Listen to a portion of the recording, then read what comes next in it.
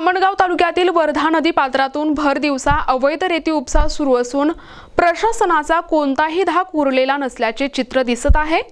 तालुक्यातील आष्टा, चिंचोली, विटाळा या रेती घाटातून रेती माफियांचा उपसा अव्याहतपणे सुरू असल्याचे निदर्शनास येत असून महसूल विभागाने याकडे जाणीवपूर्वक डोळेझाक केल्याचे दिसून येत आहे।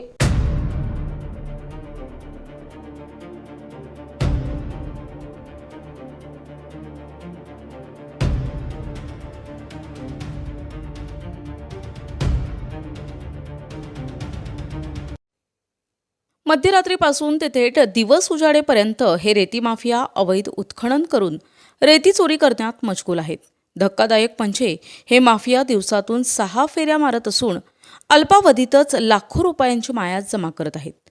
आमचे कुणीही काहीही बिघडू शकत नाही अशा वल्गना खुलेआम केल्या जात असतानाही तहसील प्रशासन आणि पोलीस विभाग गप्प असल्याने आश्चर्य व्यक्त होत आहे।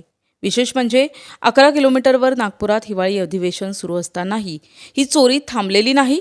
विना क्रमांकाच्या वाहनांद्वारे ही वाहतूक सुरू असून परिवहन विभागानेही याकडे दुर्लक्ष केलंय। आता या रेती माफियांवर तहसीलदार केव्हा कारवाई करणार याकडे पर्यावरण प्रेमींचं लक्ष लागलंय।